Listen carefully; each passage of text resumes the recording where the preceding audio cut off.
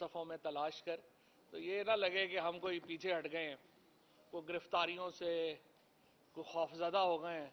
رات کے اندھیروں میں جو لوگ اٹھاتے ہیں وہ دن کی روشنیوں کی تاب نہیں لا سکتے، اور اسی لیے یہ ساری کارروائیاں راتوں کو ہوتی ہیں، چاہے انہوں نے کسی کو اریسٹ کرنا ہو، چاہے کسی کے اوپر جھوٹے کیس بنانے ہوں۔ یہ سارے معاملات آدھی راتوں کو ہی ہو رہے ہیں۔ رات کو پھر جب صبح اٹھے تو پتہ چلا کہ انہوں نے شیخ رشید صاحب کے اوپر کیس بنا دیا ہے، عمران ریاض صاحب جو ہیں ان کو گرفتار کر لیا گیا ہے، اور خیبر پختونخوا میں جہاں پہ اس وقت لہو لہو ہے، اس وقت تمام جو پاکستان ہے اور خصوصاً خیبر پختونخوا ہے، جس دکھ اور کرب سے گزر رہا ہے، اس کے زخموں کے اوپر مرہم رکھنے کے بجائے خیبر پختونخوا کی بیٹی شندانہ گلزار کے اوپر غداری کا مقدمہ کر دیا گیا۔ مجھے سمجھ نہیں آ رہی کیا تھاٹ پروسیس ہے، یہ معاملہ کیسے چل رہا ہے، اور کون عقل مند یہ مشورے دے رہا ہے، جب پاکستان کو ضرورت ہے کہ نفرتیں کم ہوں، جب پاکستان کو ضرورت ہے کہ معاملات میں ایک ٹھہراؤ آئے، اس وقت پاکستان کو ڈی سٹیبلائز کیا جا رہا ہے۔ جب ہم دیکھتے ہیں جو 6 مہینے سے، پہلی بات تو یہ ہے کہ جو تحریک انصاف کا یہاں پہ 3.5 سال کے قریب وقت گزرا، ہم نے دہشت گردی کے اوپر بہت ہی احسن طریقے سے قابو پایا۔ پاکستان میں ایک دھماکہ نہیں ہوا قابل ذکر جس کے اوپر جس سے کوئی اس ریجن ہل گئی ہو، اور میں آپ کو یہاں پہ یہ بھی بتانا چاہتا ہوں کہ یہ وہ دور تھا جب افغانستان کے اندر ایک بہت بڑی تبدیلی آ رہی تھی۔ اگر کسی وقت خدشہ تھا کہ دہشت گردی بڑھے گی، کسی وقت خطرہ تھا کہ پاکستان کو ان کے کانسیکوینسز سے گزرنا پڑے گا، وہ تب تھا جب افغانستان کے اندر تبدیلی آ رہی تھی۔ لیکن ہم نے، عمران خان نے اس وقت افغانستان کے ساتھ ایک بہت ہی احسن طریقے سے معاملہ ڈیل کیا۔ ہم نے امریکہ کے ساتھ معاملہ ڈیل کیا۔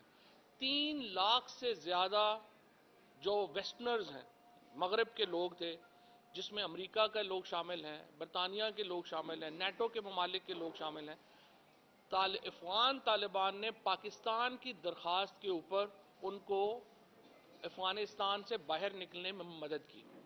خود میری وزارت نے انفارمیشن جب اس وقت میرے پاس تھی، میری وزارت نے New York Times, Wall Street Journal, Reuters, B B C, ان تمام کے جو جرنلسٹ وہاں پہ کام کر رہے تھے ان کو ہم نے افغانستان سے نکالا۔ اس قسم کے ہمارے ریلیشن شپ تھے افغان طالبان کے ساتھ، اور ہم نے جب حکومت کو، اور اس وقت بعد میں جو بھی معاملہ ہوا، دیکھیں یہ فیصلے، مجھے بڑا افسوس ہے آج ہم یہ کہہ رہے ہیں کہ فلانے نے یہ کر دیا، فلانے نے یہ کر دیا، انسٹیٹیوشن کے فیصلے تھے، پاکستان کے اداروں کے، پاکستان کی حکومت کے فیصلے تھے۔ جب آپ نے سوویت یونین کے خلاف یہاں پہ ایک لڑائی لڑنے کا فیصلہ کیا تو وہ صرف کوئی جنرل ضیاء الحق کا ذاتی فیصلہ نہیں تھا، ساری پاکستان کے اداروں کے فیصلے تھے۔ اسی طریقے سے بعد کے فیصلے بھی پاکستان کے سارے اداروں کے فیصلے تھے، اس میں کابینہ شامل ہوتی ہے، سیکورٹی ادارے شامل ہوتے ہیں، سارے ادارے شامل، تو یہ اس کو اس طرح سے نہ، مسئلہ کہاں آیا؟ مسئلہ یہاں آیا ہے کہ عمران خان جو ہیں وہ افغانستان کو سمجھتے تھے، افغانستان کی جو موجودہ لیڈرشپ ہے ان کے، اگر وہ کسی شخص کی پاکستان میں کو عزت کرتے ہیں، پاکستان میں کسی کی سنتے ہیں تو وہ عمران خان ہے۔ اور عمران خان کا سٹانس کیا تھا ہمیشہ سے؟ عمران خان کا سٹانس یہ تھا کہ سیاسی مسئلوں کے فوجی حل نہیں ہوتے۔ یہی مسئلہ، یہی معاملہ بلوچستان کے ساتھ ہے، اس سے پہلے یہی مسئلہ مشرقی پاکستان میں ہوا، یہی مسئلہ یہاں پہ افغانستان کے ساتھ تھا۔ جو طاقت کا استعمال ہے وہ آپ کی اسٹریٹجی کا ایک حصہ ہوتا ہے، اسٹریٹجی نہیں ہوتی۔ یہ نہیں ہوتا کہ آپ نے ہزاروں لوگوں کو مار دینا ہے، بم مار دینے ہیں عورتوں کو, بچوں کو, اور اس کے بعد ہم نے ایکسپیکٹ کرنا ہے کہ جی یہ یہاں پہ تو امن ہو جائے گا. کبھی بھی قبرستان بنا کے امن نہیں ہوتے. لہٰذا جو ہم کہہ رہے تھے 6 مہینے سے, ہم بتا رہے تھے آپ نے عمران خان کی تحریک انصاف کی جو حکومت کی جو پالیسی تھی وزا وز افغانستان, آپ نے تباہ کر دی ہے.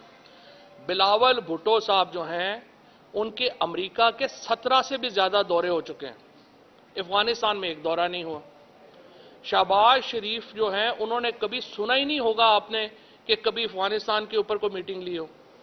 آپ یہ ٹی ٹی پی کا جو معاملہ ہے حل نہیں کر سکتے جب تک افغانستان کی لیڈرشپ آپ کی پشت پہ نہیں ہوگی, جب تک آپ کو ایک ڈپلومیٹک ریلیشن شپ آپ کے ان کے ساتھ ایک ریلیشن شپ نہیں ہوں گے. کیونکہ سمپل بات ہے, حملہ لوگ کرتے ہیں اس کے بعد وہ افغانستان چلے جاتے ہیں. جب تک ان کی سپورٹ آپ کو حاصل نہیں ہوگی, جب تک آپ چیزیں بہتر نہیں کریں گے, خالی یہاں پہ اس طرح سے طاقت کے استعمال سے معاملات پیچیدہ ہوں گے. طاقت کا استعمال ایک نقطہ نظر یا ایک اسٹریٹجی ضرور ہے, لیکن یہ مکمل اسٹریٹجی نہیں. آپ نے جس طریقے سے پاکستان کے اندر یہ معاملہ چلایا ہے, افغانستان کے اندر جس طریقے سے آپ نے اس کو تباہ کیا ہے, اس کے بعد اب ہم بالکل ایک ایکسپوز ہو چکے ہیں. اور ہمیں فی الحال اس حکومت کی تو کوئی پالیسی سمجھ نہیں آتی کہ آخر وہ چاہتے کیا. شہباز خواجہ آصف جو ہیں وہ بیان دے رہے ہیں پارلیمنٹ کے اندر, وہ کہتے ہیں کہ ٹیررزم عمران خان لے کے آیا. اس سے آپ اندازہ لگا لیں کہ کتنے سیریس لوگ ہیں. اس سے آپ اندازہ لگا لیں کہ ان کو پتہ ہی نہیں ہے کہ افغانستان کی صورتحال کیا ہے, اس وقت سچویشن جو ہے وہ جا کدھر رہی ہے. اگر عمران خان ٹیررزم لے کے آیا ہے تو ہمارے 3.5 سال میں کیوں ٹیررزم نہیں تھا؟ ہم نے تو انٹرنیشنل کرکٹ پاکستان میں بحال کروا دی.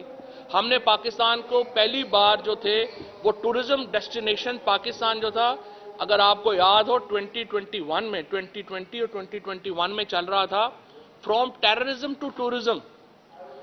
9 مہینوں کے اندر پاکستان واپس ٹورزم سے ٹیررزم کے اوپر چلا گیا. اس ملک کی انہوں نے کمر توڑ دی ہے. آج ڈالر دوبارہ 271 روپے کے اوپر چلا گیا ہے. حماد اظہر صاحب ابھی جو ہے وہ معیشت کے اوپر ڈیٹیل بات بھی کریں گے. ایک طرف پاکستان زخمی ہے, ایک طرف پاکستان کی جو مڈل کلاس ہے, لوور مڈل کلاس ہے, اس کی کمر ٹوٹ گئی ہے. 30,000 روپے سے لے کے 2 لاکھ روپے مہینہ تک کمانے والا جو شخص ہے وہ اس وقت غربت کی چکی میں پس گیا. اس کو سمجھ ہی نہیں آ رہی بچوں کی فیس کیسے دینی ہے, تیل کی قیمتیں جو ہیں وہ کدھر چلی گئی ہیں, اور اس کے بعد دہشت گردی واپس آ گئی. اب جب اس قدر صورتحال آپ کی گھمبیر ہے تو بجائے اس کے کہ آپ پولیٹیکل فورسز ادارے بیٹھیں اور کچھ سلوشن کی طرف جائیں, آپ نے گرفتاریاں شروع کر دیں. پہلے مجھے گرفتار کیا گیا, سب سے پہلے شہباز گل کو جو ہے یہاں پہ گرفتار کیا گیا, پھر اعظم سواتی کو گرفتار کیا گیا, پھر مجھے گرفتار کیا گیا. اب رات کو جو ہے آپ نے عمران ریاض کو, شیخ رشید صاحب کو گرفتار کر لیا ہے. اور جو شندانہ ہے ان کے اوپر آپ نے پرچہ کاٹ دیا. اب آپ مجھے بتائیں پاکستان جو ہے وہ اس وقت اس تقسیم کا متحمل ہو سکتا ہے؟ ہرگز. اس چیز سے تو جو آپ کی ایک نئے اوفینسز جو ہیں وہ کریٹ کیے جا رہے ہیں. پہلے جناب اپنا وہ تھا کہ توہین حکومت ایک غداری ہے, پھر پتہ چلا جی توہین الیکشن کمیشن بھی غداری ہے, پھر توہین جو جنرل صاحبان ہیں وہ بھی غداری ہے, پھر جی توہین فلانا بھی جو ہے وہ غداری ہے. اگر پورا ملک غدار ہے, میں نے کل بھی یہ سوال رکھا تھا کہ اگر جہلم کا ایم این اے اور میاں والی کا ایم این اے غدار ہے تو پھر مجھے بتائیں پاکستان کا وفادار یہاں پہ کون ہے؟ اگر سب سے زیادہ لوگ جو اس وقت فوج کے اندر جو شہادتیں ہوتی ہیں وہ تو میرے لوگوں کی ہوتی ہیں. ہم جو تحصیل پنڈادن خان کے جیلم کے لوگ ہیں ہم دفناتے ہیں اپنے بچوں کو. میاں والی میں عمران خان ایم این اے, وہاں سے سرگودا سے, یہ ریجن سارے کی ساری یہی ریجن جو ہے فوج ہم سے علیحدہ کیسے ہو سکتی ہے؟ فوج سے ہماری یا اداروں سے ہماری جو ہے وہ جھگڑا کیسے ہو سکتا ہے؟ ہم اداروں سے ہے, ادارے ہم سے ہیں. ہمیں صرف یہ سمجھ نہیں آ رہی ہے, یہ جو مریم نواز اور یہ نواز شریف کی جو, میں صرف یہ کہتا ہوں اداروں سے, آپ نے یہ نواز شریف، زرداری، فضل الرحمان کا اتنا بوجھ نہ اٹھائیں کہ آپ کی کمر ہی اس میں جو ہے اس میں دوری ہو جائے. آپ نے ان نالائق، نااہل اور احمق حکمرانوں کا اور کرپٹ حکمرانوں کا اتنا بوجھ اٹھایا ہے کہ آپ کی کمر دوری ہو گئی.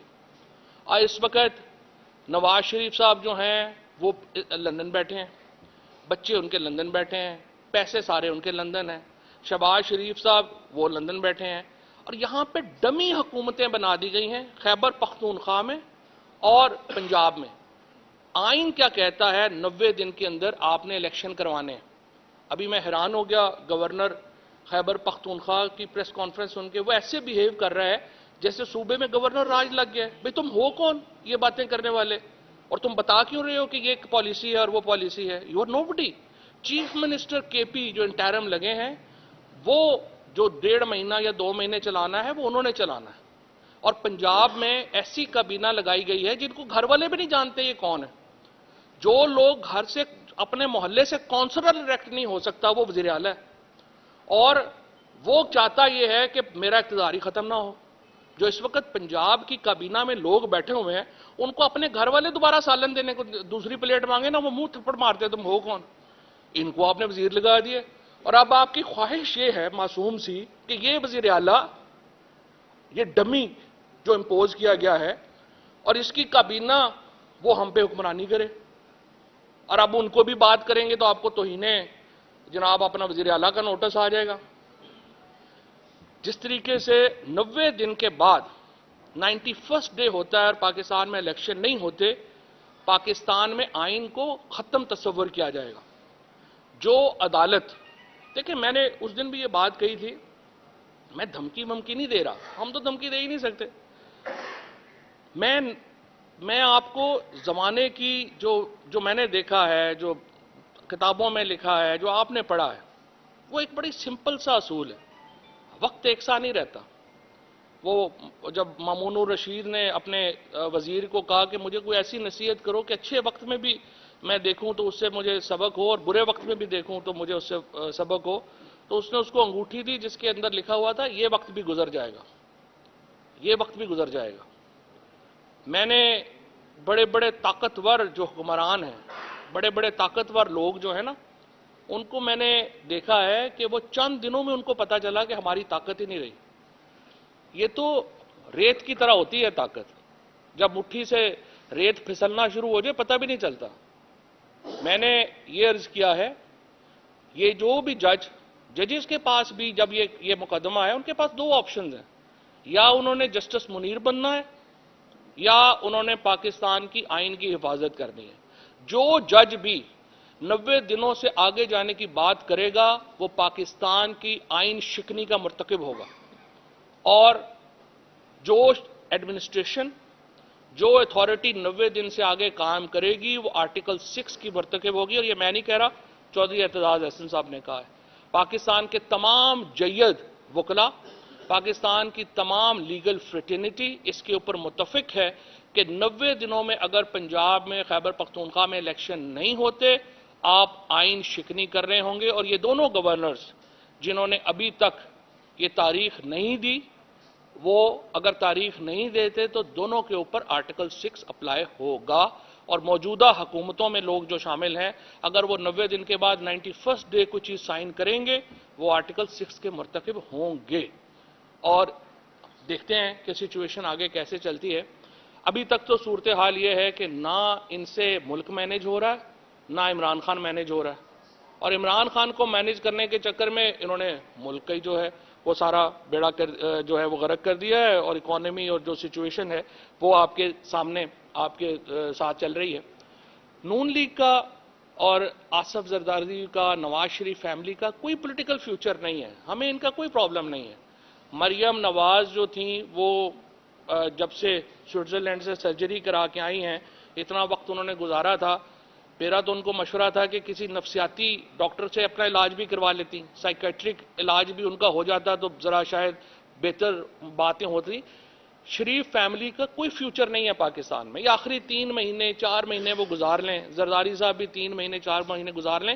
جب بھی حکومت آئے گی تحریک انصاف کی، نئی اپوزیشن جنم لے گی. پاکستان کے اندر اپوزیشن کی سلاٹ ابھی خالی ہونی ہے، اور یہ میں دیکھ رہا ہوں کہ یہ جس طریقے سے سچویشن ڈیولپ ہو رہی ہے اور کئی لوگ جو ہیں وہ اپوزیشن کو آئے کر رہے ہیں، یہ بالکل صحیح ہے، یہ ایک ڈیموکریٹک پروسیس ہے. اپوزیشن، نئی اپوزیشن نے جنم لینا ہے. جو ایوریج ایج ہے اس وقت نون لیگ کے لیڈروں کی وہ 80 سال ہے. ان کے ساتھ تو کوئی ینگسٹر تو کوئی گیا ہی نہیں ہے. لہٰذا یہ جو ان کی پوری سلاٹ ہے یہ خالی ہونی ہے اس الیکشن کے بعد، اور نئی اپوزیشن نے پاکستان میں جنم لینا ہے. یہ لوگ جو ہیں یہ آخری اپنا جو ہے وہ آپ سمجھیے سال سیاست میں گزار رہے ہیں، اور یہ کتنی دیر گزار سکتے ہیں یہ ہم دیکھ لیں گے. اور جہاں تک اس بات کا تعلق ہے کہ ہم کیا چاہتے ہیں، ہم یہ چاہتے ہیں کہ پاکستان کے اندر جو فاصلے ہیں وہ کم ہوں. ہم یہ چاہتے ہیں اداروں کے ساتھ تعلقات ہمارے بہتر ہوں. ہم چاہتے ہیں کہ پاکستان کو ہم ایک مستحکم آئینی مملکت کی طرف لے کے چلیں. ہم یہ چاہتے ہیں پاکستان میں انسانی حقوق کا احترام ہو. ہم یہ چاہتے ہیں پاکستان میں آئین کے مطابق انتخابات کا انعقاد ہو، اور انتخابات کے علاوہ پاکستان میں حل کوئی نہیں کسی کے پاس. آپ جو مرضی کر لیں، آپ کو انتخابات کرانے پڑنے ہیں. فرق صرف یہ ہے کہ آپ نے یہ دیکھنا ہے آپ نے زیادہ نقصان کر کے الیکشن کروانے ہیں، آپ نے کم نقصان کر کے الیکشن کروانے ہیں. آپ کو الیکشن جو ہیں وہ باہر صورت کروانے پڑیں گے. حماد اظہر صاحب سے میں ریکویسٹ کروں گا کہ آپ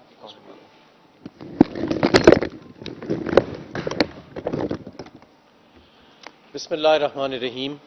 پاکستان کی جو معاشی صورتحال ہے وہ بھی کوئی سیاسی صورتحال سے اس وقت زیادہ مختلف نہیں ہے. آج ہمارے ملک میں جو ڈالر کا ریٹ ہے پاکستان کے روپے کے مقابلے میں وہ 270 کی سطح سے تجاوز کر چکا ہے، اور IMF کا وفد جو ہے وہ پاکستان میں موجود ہے. لیکن IMF کے پروگرام کے علاوہ بھی بہت سارے اقدامات ہیں جو لینے والے ہیں.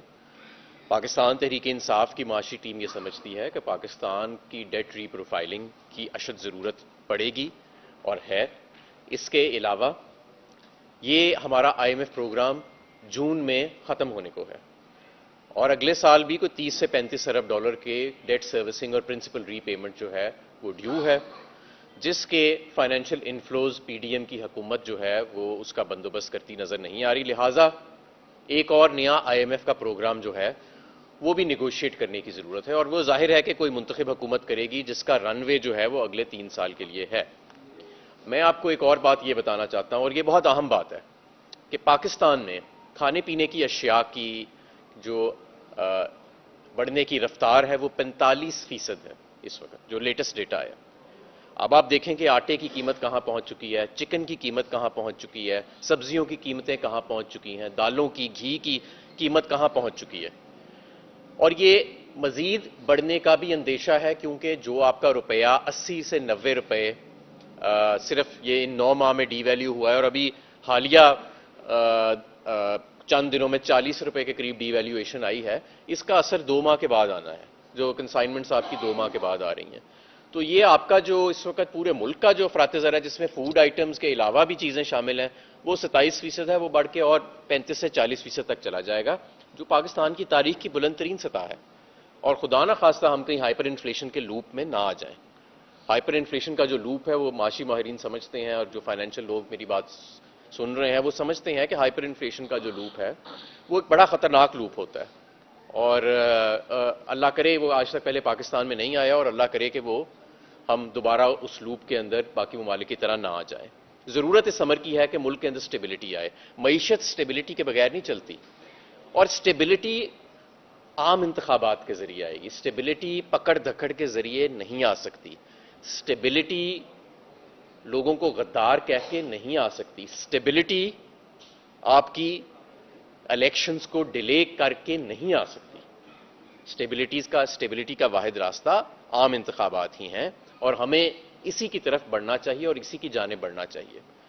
اور میں آپ کو یہ بھی بتانا چاہتا ہوں کہ یہ معیشت جو ہے یہ ظاہر ہے کہ یہ مارکیٹس کے کہتے ہیں کہ نو buddy can bat the market. یہ ایک بڑا فیمس میکسم ہے فائنانس کے اندر کہ the market no buddy can bat.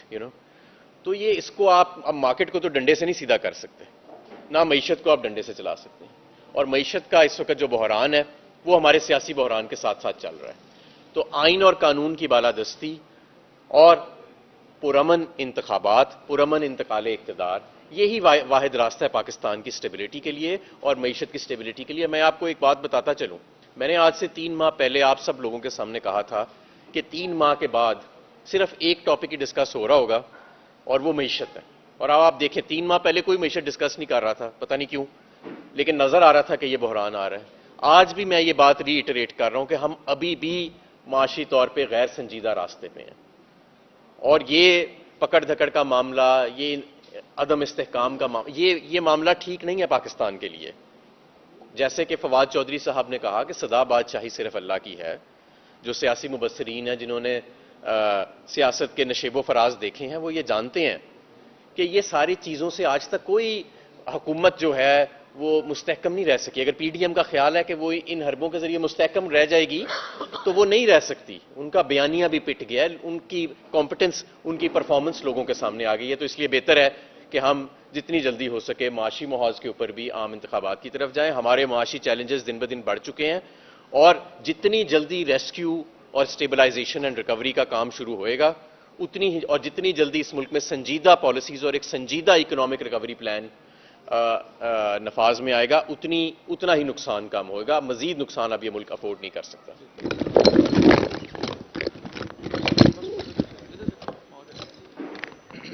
بسم اللہ الرحمن الرحیم۔ جیسا کہ سب سے پہلے میں دہشت گردی پہ بات کروں گا، جو ریسنٹلی آپ نے دیکھا، جو واقعہ ہوا، جو دل خراش واقعہ تھا، جو ہمارے بہادر خیبر پختونخوا کے پولیس کے جوان اور افسران کے ساتھ ہوا، دل دہلا دینے والا واقعہ ہے۔ پہلے بھی خیبر پختونخوا نے سب سے زیادہ قربانی دی کیونکہ وہ فرنٹ لائن پہ ہے۔ آپ نے ایک بات دیکھی ہوگی کہ ہر پولیٹیکل پارٹی کی پوری دنیا میں، آپ امریکہ لے لیں، آپ یورپ لے لیں، کوئی ملک لے لیں، پاکستان لے لیں، ہر پولیٹیکل پارٹی کی معاشی پالیسی بھی تقریباً فرق ہوتی ہے دوسری پولیٹیکل پارٹی سے، فورن پالیسی بھی فرق ہوتی ہے۔ ٹیررزم سے ریلیٹڈ ایون امریکہ کے اندر ریپبلکن کی ہو، ڈیموکریٹس کی ہو، آپ کو وار کی انگیجمنٹس کس کس کنٹری کے ساتھ کرنی، کہاں جنگ چھیڑنی، کہاں نہیں چھیڑنی، آپ کو نظر آئے گا بڑی واضح پالیسی، واضح شفٹ ہوتی ہے۔ اس چیز کا مظاہرہ آپ لوگ آلریڈی دیکھ چکے ہیں کہ دہشت گردی کے اوپر پاکستان پیپلز پارٹی کی پالیسی مختلف تھی، پاکستان مسلم لیگ نون کی پالیسی مختلف تھی، اور عمران خان اور پاکستان تحریک انصاف کی پالیسی بہت مختلف تھی۔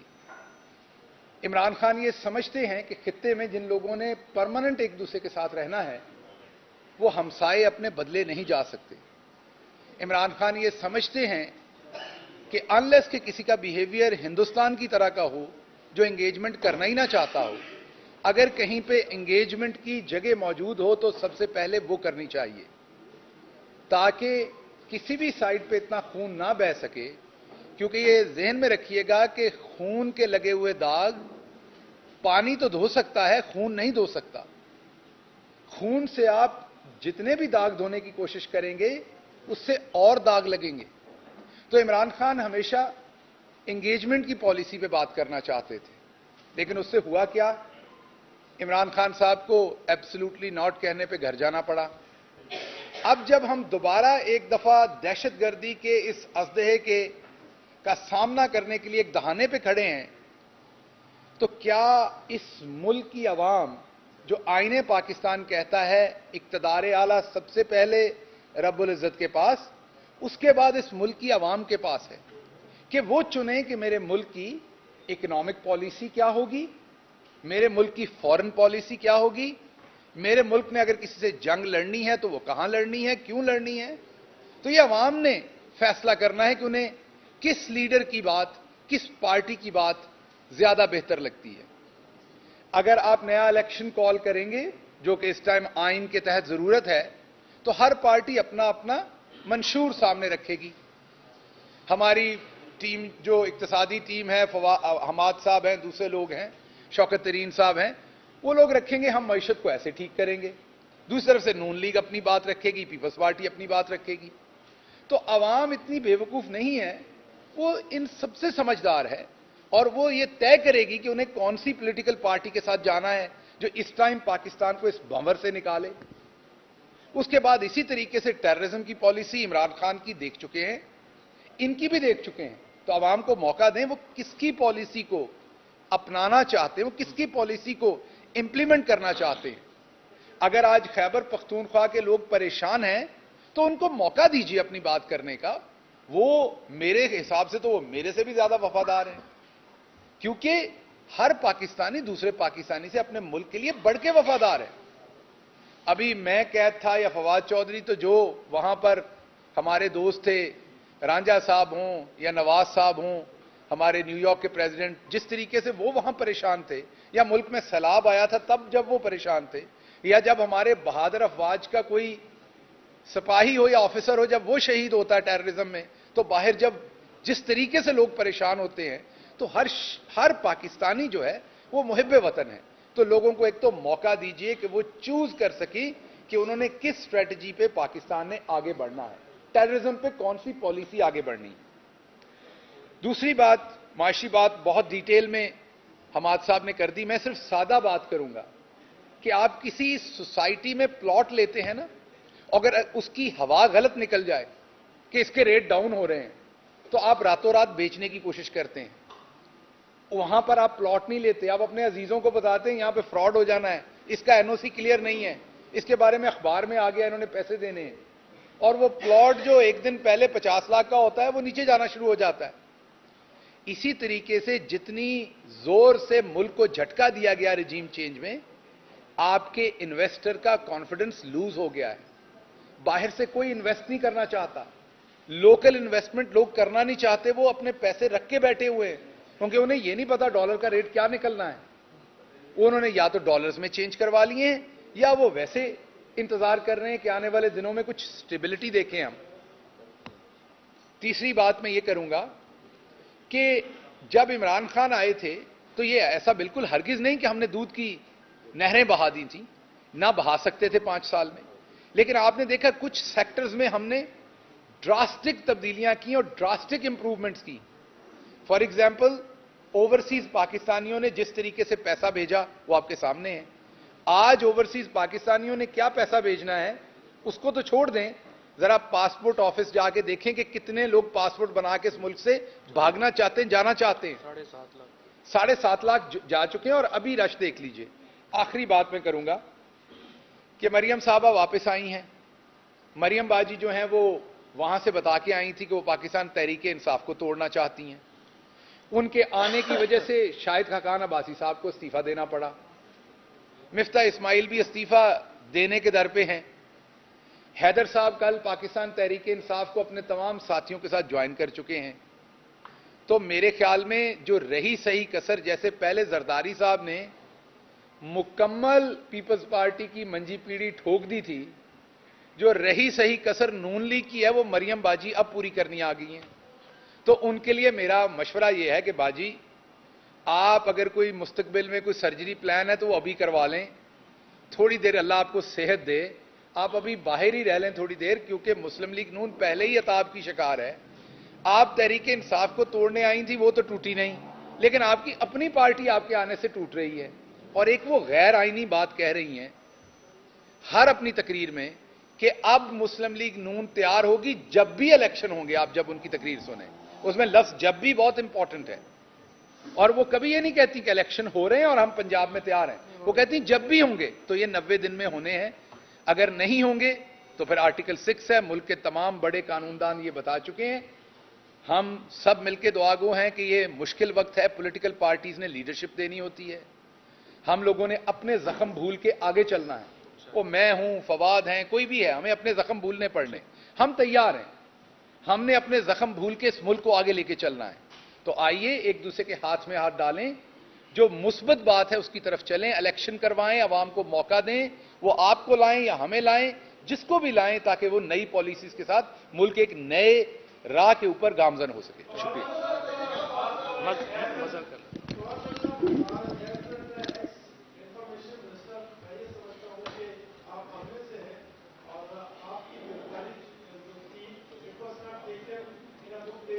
بہت شکریہ, بہت شکریہ, بہت شکریہ, تھینک یو. مزید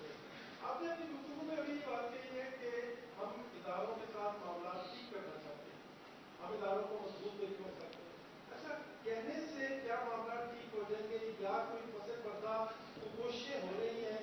کیونکہ پی ٹی آئی کی لیڈرشپ سے جب بھی بات ہوتی ہے میں نے ہمارے سب سے یہ پوچھا تھا کہ کیا کمشنر کے ساتھ آپ لوگ کسی رابطے میں ہے,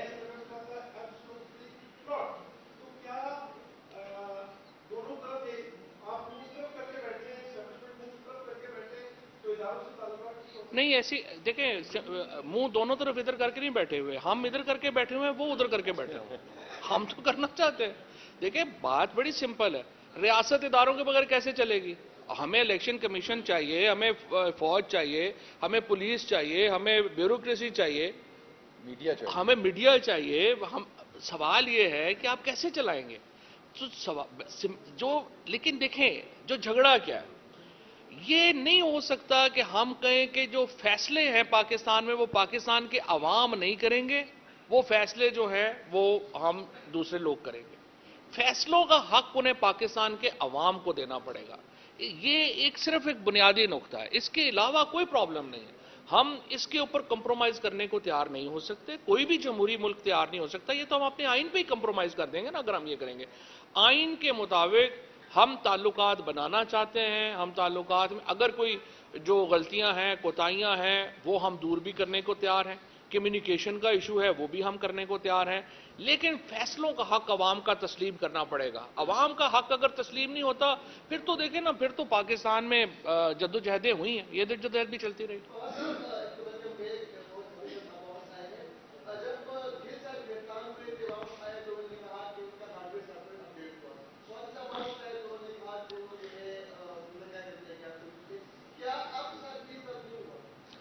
نہیں, میرے ساتھ ٹو بی فیئر ود تشدد جو ہے وہ نہیں ہوا, بلکہ میں تو سچی بات ہے میں آپ کو بتاؤں, مجھے تو 4 سینئر منسٹرز نے میسج بھیجا کہ آپ کو پتہ ہے ہم تو نہیں ہیں اس کے پیچھے.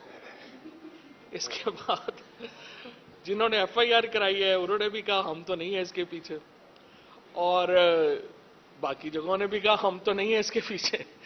اب دیکھنا پڑے گا, پتہ چل جائے گا کون ہے کس کے پیچھے, پتہ کر لیں گے.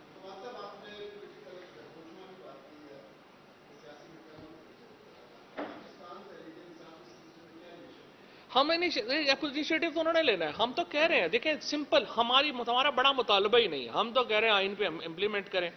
سب سے پہلے تو یہ ہے کہ 90 دنوں کے اندر الیکشنز پنجاب میں اور خیبر پختونخوا میں کرائیں, اور یہ جو آپ نے ایک ڈمی کے پی اور پنجاب میں یہ جو گورنمنٹس بن گئی ہیں, یہ دیکھیے پاکستان کے جو حالات ہیں, پاکستان کے جو معاملات ہیں وہ اتنے زیادہ کمپلیکس ہیں کہ یہ لوگ جن کو وزیر بنا دیا ہے یہ تو نہیں پنجاب اور کے پی چلا سکتے. مطلب آپ مجھے بتائیں نا کہ یہ کوئی سٹی 42 تو نہیں ہے نا پنجاب, یہ اس کو چلانے کے لیے آپ کو ایک بندہ چاہیے جس کے جو ووٹ لے کے آیا ہو, جس کے پیچھے 12 کروڑ لوگ جو ہیں وہ کھڑے ہوں. پنجاب اکیلا جو ہے وہ آدھے یورپ سے, میرا خیال ہے 85% یورپ سے بڑا ہوگا, تو آپ اس کو کہہ رہے ہیں کہ نہیں جی اس کو یہ سٹی یہ 42 کی طرح ہی چلا لو. یہ 42 نہیں ہے بھائی, یہ پاکستان ہے.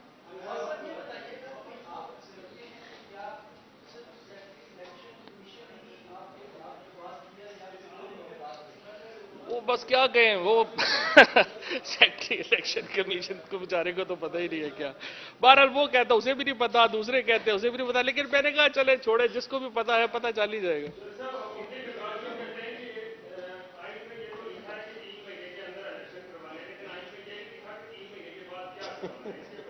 3 مہینے کے بعد بڑا سمپل ہے. 3 مہینے کے بعد یہ ہے کہ وہ کانسٹیٹیوشنلی حکومتیں ختم ہو جائیں گی. پاکستان کانسٹیٹیوشن کے انڈر نہیں رہے گا. اگر آپ 3 مہینے کے اندر الیکشن نہیں کرواتے, 3 مہینے کے بعد it will be a martial law in K P and Punjab. اس کے علاوہ اور کچھ سوال نہیں.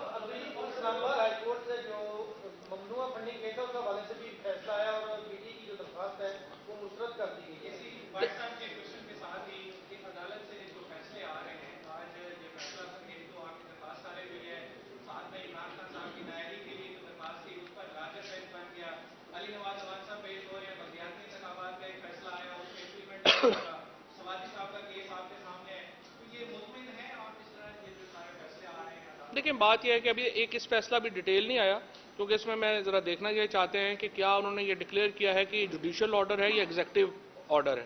اور اگر ایگزیکٹو آرڈر ہے تو پھر تو ظاہر ہے کہ اس کی حیثیت جوڈیشل نہیں ہوگی اور وہ دوبارہ چیلنج ہوگا. سو اس لیے میں نے اس لیے اس پہ تبصرہ نہیں کیا کہ میں نے ابھی تک اس کی ڈیٹیل جو ہے وہ نہیں پڑھی. جہاں تک لوکل گورنمنٹ کا تعلق ہے, علی اوان صاحب نے بڑے دلیری سے وہ کیس لڑا ہے. میں آپ کو بتاؤں جو سب سے زیادہ جوڈیشری اپنے آپ کو آئی وڈ سے کہ جہاں پہ جوڈیشری اعتماد کھوتی ہے وہ وہاں پہ ہوتا ہے جہاں پہ وہ فیصلہ دیتے ہیں اور وہ امپلیمنٹ نہیں ہوتا. آپ دیکھیے جب یہ فیصلہ آیا لوکل گورنمنٹ کا اور انہوں نے کہا کہ آپ کل ہی الیکشن کروائیں, اس کے بعد جوڈیشری اپنا فیصلے امپلیمنٹ نہیں کرا سکی. لاہور میں مجھے جج صاحب نے کہا کہ آپ ان کو میرے سامنے پیش کریں. 4 دفعہ جج نے ہائی کورٹ کے جج نے کہا کہ جو ہے اس کے سامنے پیش کیا جائے. ایک جو ہے وہ ایس ایچ او نے جو ہے وہ ایک فون کال کے اوپر جو ہائی کورٹ کے جج کا جو آرڈر تھا اس کو اپنے جوتے کی نوک پہ رکھا. یہ جب ہو جاتا ہے نا, جب عدالتیں اپنے فیصلے اور پھر بعد میں بدل جاتے ہیں کہ نہیں ہو گیا اب ہم کیا کریں, وہاں پہ جوڈیشری کو بہت احتیاط کرنی چاہیے. یہ جو اسلام آباد میں ہو رہا ہے یہ بہت ہی انفارچونیٹ ہے, اور اگر یہ جس طریقے سے جوڈیشری نے اپنا فیصلہ امپلیمنٹ نہیں کرا پائی اس سے بہت نقصان پہنچتا. ٹکا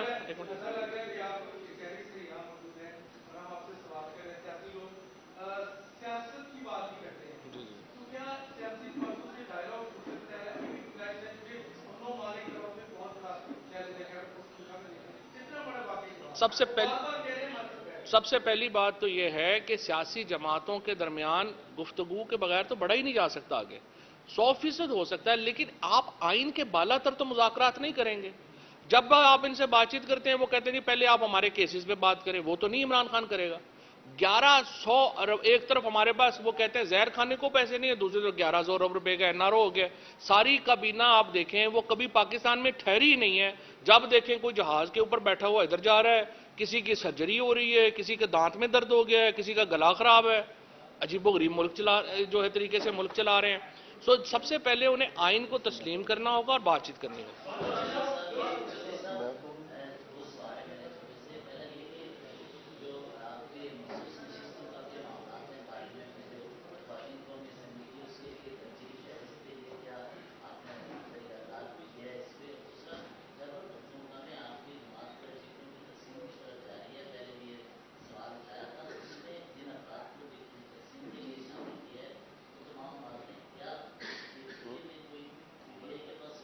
نہیں, جو طریقہ کار بنایا گیا ہے وہ طریقہ کار یہ بنایا گیا کہ ریجنز جو ہیں وہ ریکمینڈ کر رہی ہیں.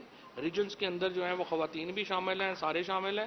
وہ سینٹرل باڈی کو بھیج رہی ہیں اور سینٹرل باڈی جو ہے وہ آگے اس کو بھیج رہی ہے. اور آپ کی یہ بات میں تو ہمیشہ یہ اس کی تائید کروں گا, خواتین کی تعداد زیادہ ہونی چاہیے نامینیشنز میں.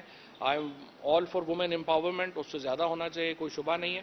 اور جہاں تک اس بات کا تعلق ہے دوسری بات آپ اس کے اوپر ہماری ترجیح یہی ہے کہ جو ہماری خواتین جو ہوئی ہیں ہم اس کے اوپر الیکشن کمیشن کو چاہتے ہیں کہ ان کو دوبارہ جو ہے وہ نامینیٹ کر کے وہ اسمبلی میں آ جائیں اور اس کے بعد آگے دیکھ رہے ہیں کچھ نام شاید چینج کریں.